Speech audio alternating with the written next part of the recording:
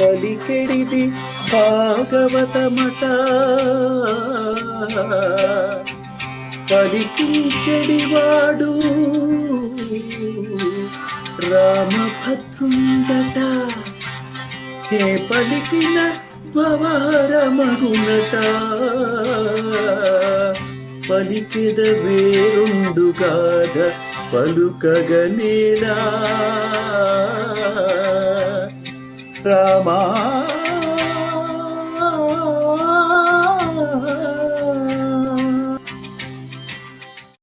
లలిత స్కంధము కృష్ణమూలము సుకాలాపాభిరామంబు మంజులతాశోభితమున్ సువర్ణ సుమన సుజ్ఞేయమున్ సుందరుజ్వల వృత్తంబు మహాఫలంబు విమల వ్యాసాలమాలంబునైవయ్యు భాగవతాఖ్య కల్పతరుభుర్విన్ సద్విజ శ్రేయమై. ఈ పద్యం ఒక తాత్పర్యం భాగవతాన్ని ఒక మహావృక్షంగా వర్ణిస్తూ ఆ వృక్షానికి ఎక్కడెక్కడ ఏమి ఉన్నాయి చెప్తున్నాడు పోతన.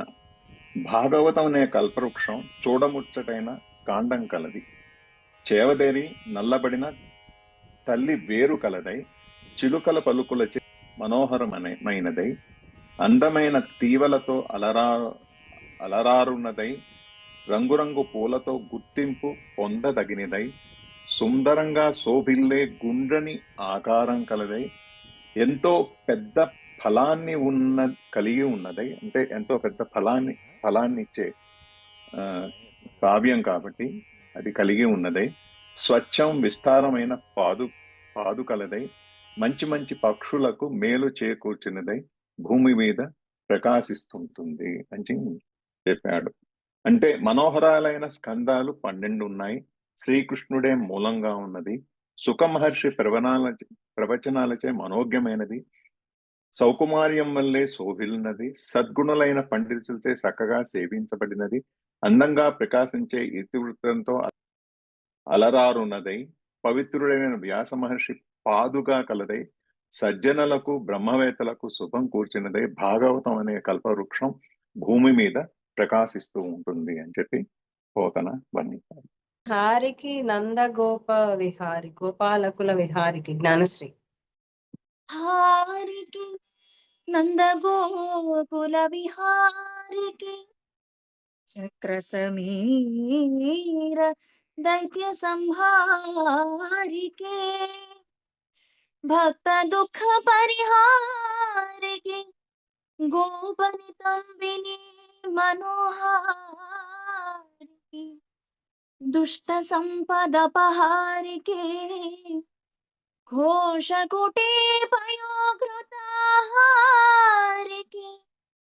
బాలకగ్రహ మహాసుర దుర్వనిత ప్రహారికి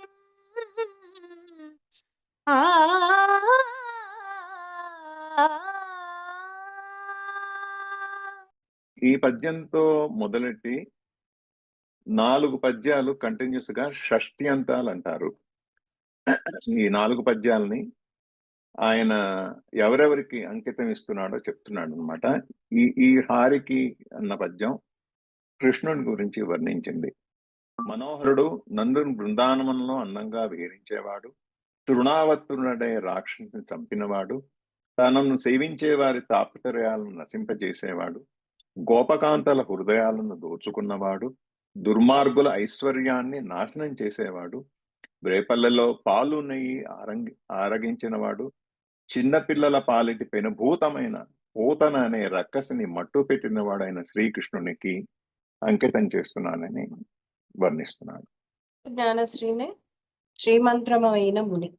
శ్రీమంతమై ముని శ్రేష్ఠ కృతం వైన భాగవతంబు సద్భక్తితోడ వినగోరు వారల విమల చిత్తంబుల చచ్చరణీశుండు చిక్కుగాక ఇతర శాస్త్రంబులని శుండు చిక్కునే మంచివారలకు నిర్మత్సరులకు కపట నిర్ముక్తులై కాంక్ష సేయకయును తగిలియుండుట మహాతత్వ బుద్ధి పరగాధ్యాత్మికాది తాపత్రయంబునడంచి పరమార్థ భూతమై అధిక సుఖదమై సమస్తంబుగా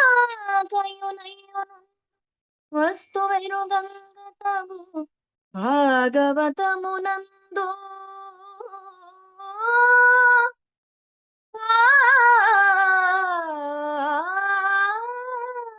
భాగవతం ప్రకృతి వివరిస్తుంది. భాగవతం ఫలం ఏమిటి? భాగవతం పఠించడం మూలాన ఏ విధంగా భగవంతుడు మనకి అనుకూలిస్తాడన్న భావం చెప్పేది. ఈ భాగవతం ముముక్షులకు ఆనందం కలిగించేది. వేద మహర్షి రచించినది. దీనిని భక్తో వినగోరేవారు నిర్మల హృదయాలలో భగవంతుడు నివసిస్తాడు. అంతేగాని కుతర్కవాద శాస్త్రాల వల్ల మాత్రం ఆయన లోబడడు. ఎవరైతే భక్తితో పఠించి భాగవతం దాని ప్రశస్తత తెలుసుకుంటారో వాళ్ళకి తప్పకుండా భగవంతుడు వాళ్ళ నిర్మల హృదయాలలో నివసిస్తాడు. అంతేగాని కుతర్కవాదాలంటే ఇది అది ఇదెందుకు అదెందుకు వేరే వాదనలతో కలిపి వాదించే వాళ్ళకు మాత్రం ఆయన లోను పడడు. అసూయ లేని వారు, కర్మ ఫలితాలపై ఆపేక్ష లేని వారు, సంసారంలో ప్రవర్తింపజేసే కోరిక లేని వారు, ఒక తత్వ దర్శనమందు మాత్రమే ఇచ్చ కలవారు దీని యందు ఎప్పుడు మనసు నిలిపి ఉంచాలి. అందువల్ల తాపత్రయం నశిస్తుంది. ఈ గ్రంథంలో పరమ పురుషార్థమైన మోక్షం తెలియజేయబడింది. అదే మిక్కిలి ఆనందదాయకం. సత్తు అసత్తు గాక, వ్యక్తం అవ్యక్తం కాక అంతటా ప్రకాశించే పరమాత్మను ఇందులో తెలుసుకోతగును అని పోతన నిర్వర్తించాడు. నిత్యశ్రీ నిగమములు వేయి చదివిన నిగమములు వేయు చదివిన సుగమంబులుగావు ముక్తి సుభగత్వంబుల్ సుగమంబు భాగవతమను నిగమంబు పఠింప ముక్తి నివసనము బుధా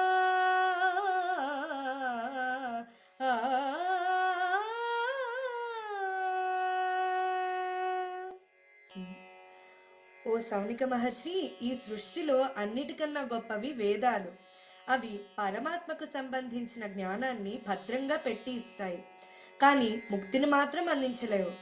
ఎందుకంటే వేదాలను వేల కొలదిగా చదివినా తేలికగా అందని ముక్తి భాగవతం అనే వేదాన్ని శ్రద్ధతో చదివితే మాత్రం సులభంగా అందుకోవచ్చని సూత మహాముని సౌనిక మహర్షికి చెప్పిన సందర్భంలోని పద్యం ఇది.